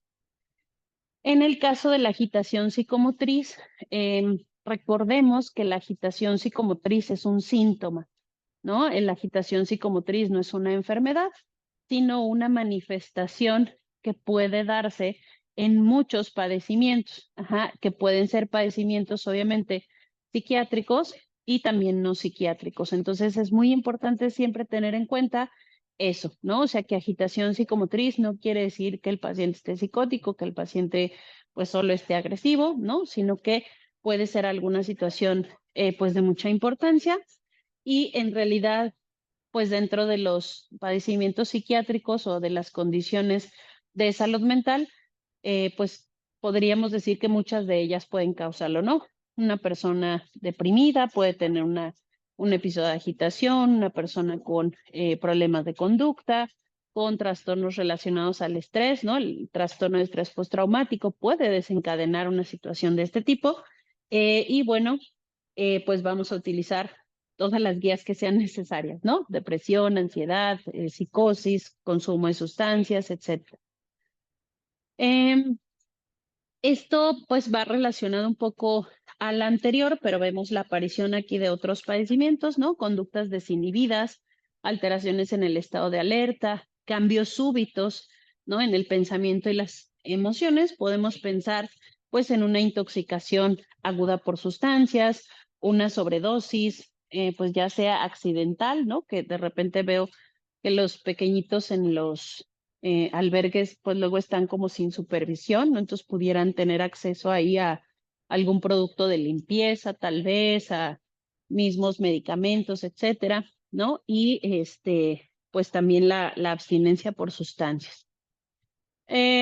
Los retrasos o regresiones en el desarrollo, ¿no? Cualquiera podría decirme, ¿y eso cómo puede ser una urgencia?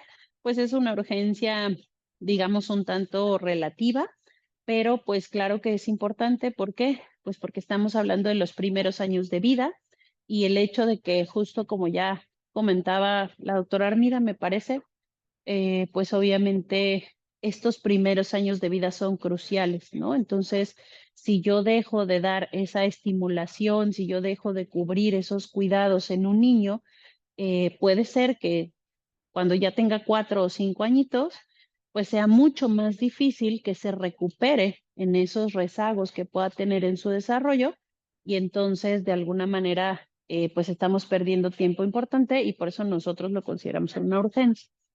Y bueno, la forma de presentación de estos trastornos pues puede ser como muy variada, ¿no? Igualmente puede haber problemas de desarrollo, problemas en las emociones, en el comportamiento, la falta de atención, la hiperactividad, el exposicionismo, ¿no? Que en muchas ocasiones nos lleva a pensar automáticamente, pues tiene TDA, ¿no? Pero recordemos que no necesariamente estas condiciones de vida pueden ser muy, muy significativas para las personas y entonces de repente, pues, confundirnos, ¿no? Y hacernos de repente sobrediagnosticar alguna cuestión así.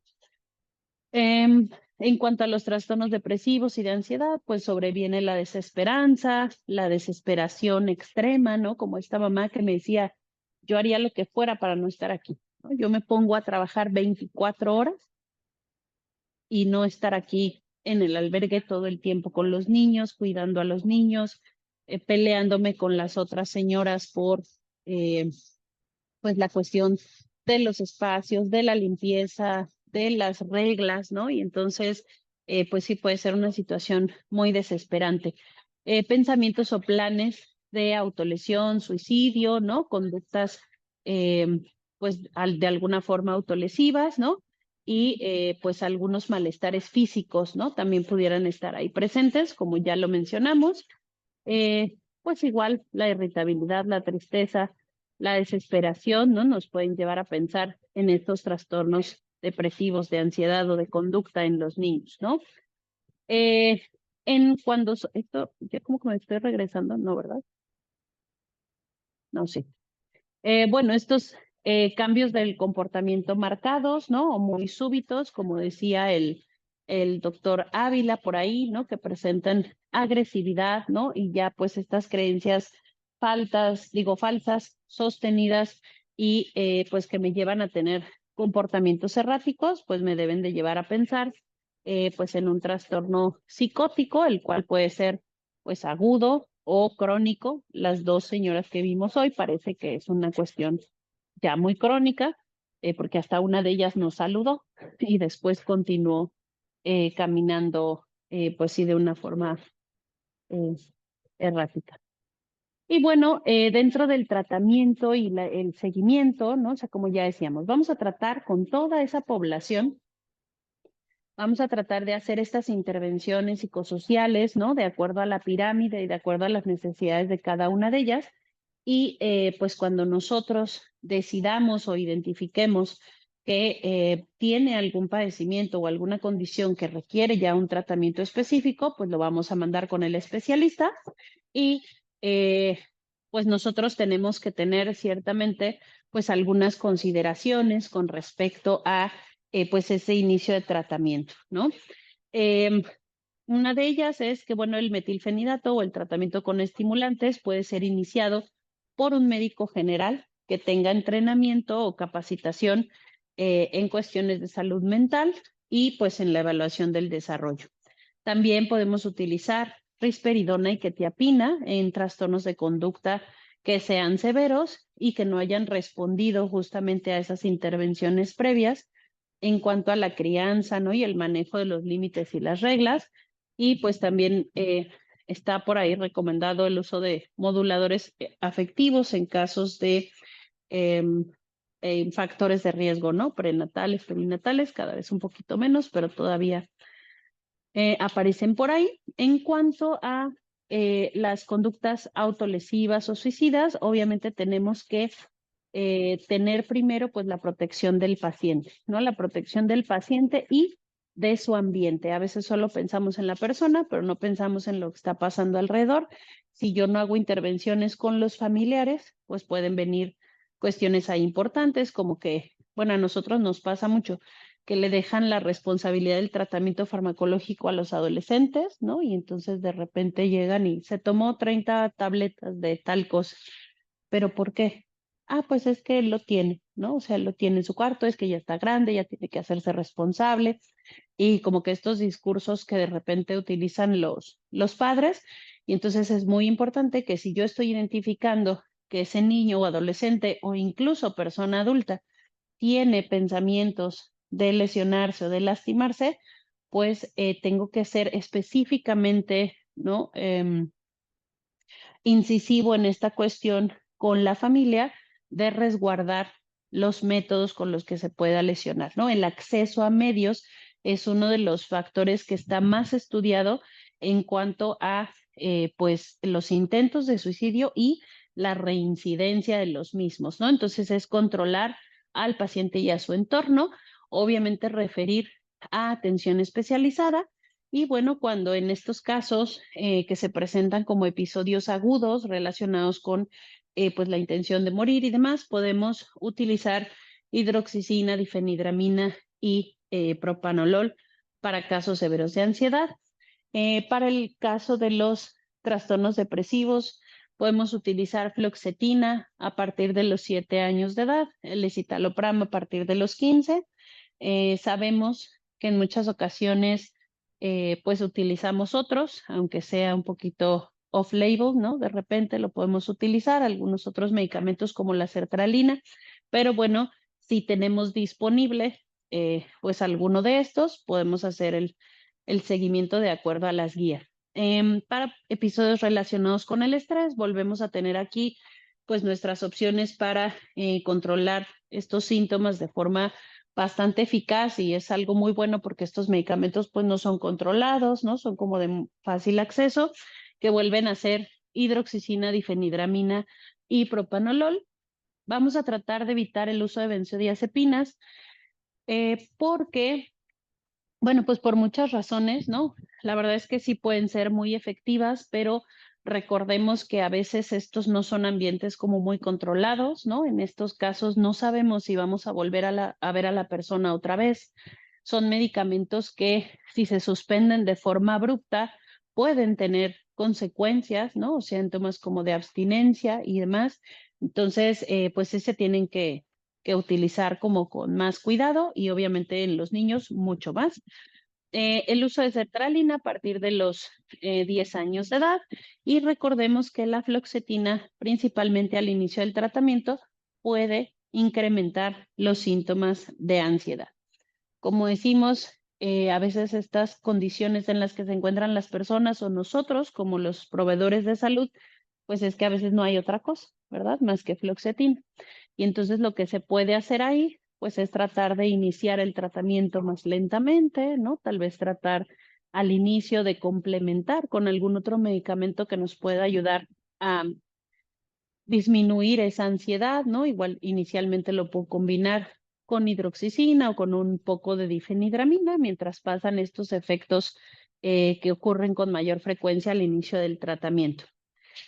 Bueno, el uso de estabilizadores del ánimo, principalmente los valproatos, hay que tener cuidado con ellos por los efectos secundarios ginecológicos que pueden tener en adolescentes y pues referir en caso de intoxicación, abstinencia, psicosis, ¿no? O cuadros afectivos relacionados con el consumo de sustancias. En cuanto a la psicosis, vamos a usar de forma preferente risperidona y quetiapina en niños, niñas y adolescentes. Para los adultos, pues tenemos toda una gama de medicamentos que podemos utilizar. En la epilepsia es muy importante siempre la referencia a atención especializada. Como les decía, pues puede ser alguna otra condición, ¿no? Distinta a la epilepsia. Y bueno, pues utilizar los medicamentos que se tengan de acuerdo a la indicación. Esta es una pequeña tabla en donde justamente están estos medicamentos. Esta solo la puse en inglés porque ya poner las dos estaba como muy difícil. Entonces, bueno, solo la puse en inglés y entonces tenemos en la columna de la extrema izquierda el medicamento, en la siguiente columna cuál es el tipo de medicamento, las dosis recomendadas o las dosis habituales de estos fármacos, las presentaciones disponibles aquí en México, tal vez ustedes en Estados Unidos puedan tener acceso a alguna otra diferente, y más o menos cuál va a ser el tiempo de acción de esos medicamentos, ¿no? De repente un estado de agitación psicomotriz de un paciente puede ser pues muy estresante para pues todas las personas que están ahí, ¿no? Para la propia persona, para los familiares, ¿no? Para los proveedores de salud. Y entonces de repente queremos que pase como en las películas, ¿no? Que le ponen el medicamento aparte aquí, ¿no? Y le ponen el medicamento y un segundo después así, ¿no? sabemos que no es así, ¿no? O sea, sabemos que esos medicamentos van a tardar, pues los más rápidos 15 o hasta 30 minutos o un poco más en comenzar o tener su máximo efecto. Y bueno, hay que tratar de hacer uso de otras intervenciones, ¿no? Como puede ser la contención verbal, la contención física, ¿no? En muchas ocasiones, para evitar justamente el daño al paciente o a las personas que se encuentran alrededor, mientras estos medicamentos comienzan a hacer efecto. Y finalmente, en esta última columna, pues vamos a ver algunas consideraciones especiales o cosas con las que tenemos que estar pendientes, ¿no? Con los antipsicóticos, pues los síntomas extrapiramidales son muy importantes y las cuestiones cardíacas, ¿no? Que pueden prolongar el intervalo QT. Con los medicamentos, bueno, y con la olanzapina, ¿no? Que puede causar un poquito, pues, de más sedación, puede causar bradicardia, ¿no? Y pues que ya sabemos que no está recomendado justamente combinar con benzodiazepinas porque puede ser como mucho mayor este efecto. Y pues con los ansiolíticos, la difenhidramina es muy buena opción porque se puede combinar con los antipsicóticos. También las benzodiazepinas con el haloperidol es algo que se puede combinar también y tiene como muy buenos efectos. Nosotros aquí ya no tenemos benzodiazepinas inyectables, bueno, intramusculares, porque IV sí hay, pero antes sí teníamos y la verdad es que era muy efectivo, ¿no? Por ejemplo, el haloperidol con el lorazepam, ¿no? Y pues lo perdimos. Y bueno, el propanolol, ¿no? Que puede causar un poquito de dolor de cabeza o mareo y que habría que estar al pendiente del riesgo de caída, ¿no? Por ejemplo, del paciente, etcétera. Bueno, dentro de este seguimiento que decíamos, ¿no? Si ya nosotros decidimos iniciar ese tratamiento porque es necesario, porque la persona corre riesgo, porque ya hicimos todo lo posible para que pues esa persona mejorara y no se puede, es importante que nosotros proveamos esa continuidad del tratamiento, ¿no? Lo que nos recomiendan estas guías es que nosotros demos 3 meses de tratamiento al paciente, porque no sabemos qué va a pasar con él, ¿no? O sea, si él logra llegar a su destino, no sabemos cuánto tiempo en ese país destino va a tardar en tener acceso a una valoración por un especialista, ¿no? Para dar esa continuidad en su tratamiento. Entonces, tenemos que tratar de proveer por lo menos esos 3 meses y, como ya les decía, con esa psicoeducación previa de la importancia del resguardo del mismo, ¿no? O sea, porque, pues sí, 3 meses de tratamiento para una persona que puede tener algún riesgo suicida, sí puede ser importante, ¿no? Entonces, le voy a dar estos medicamentos, pero los tiene que guardar muy bien, pero los tiene, ¿no? Etcétera. Obviamente, pues dar citas de seguimiento, ¿no? Citas para revaloración, continuar realizando esas medidas de intervención psicosocial que hemos llevado a cabo y pues bueno, obviamente pues, lo que buscamos es mejorar los síntomas y también tratar de evitar las recaídas. El uso de estas guías, ¿no? Lo que asegura es que todas las personas o la mayoría de las personas dentro de la atención primaria tengan acceso a la salud mental.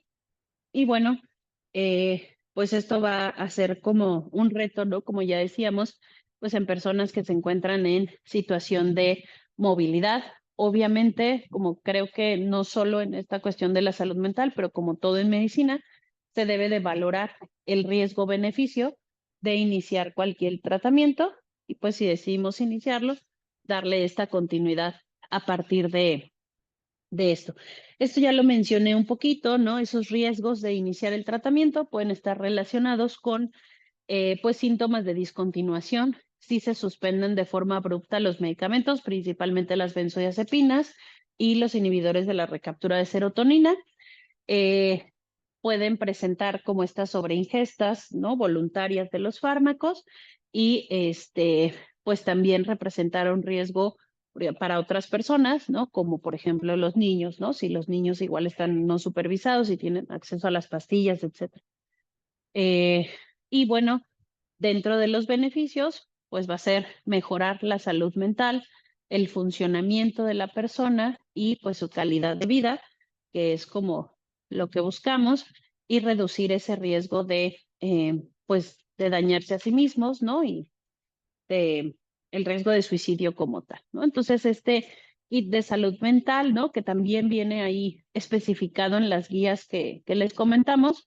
Vienen incluso otros medicamentos que ya no los puse acá por cuestiones de tiempo, pero que lo pueden consultar, ¿no? Como les decía, vienen unos algoritmos, sabes que son unas guías muy bonitas, visualmente pues favorecen mucho el acceso al conocimiento, entonces creo que puede ser una muy buena herramienta. Y pues obviamente este kit de salud mental pues tiene los medicamentos necesarios para tratar estas condiciones neurológicas y psiquiátricas para que el personal capacitado de atención primaria pueda darle ese acceso a pues las personas, principalmente en estos padecimientos, ¿no? Como la depresión, la ansiedad, la epilepsia, el consumo de sustancias, la esquizofrenia y trastorno bipolar y el suicidio. Bueno, y pues con esto termino. Creo que me pasé un minuto. Gracias.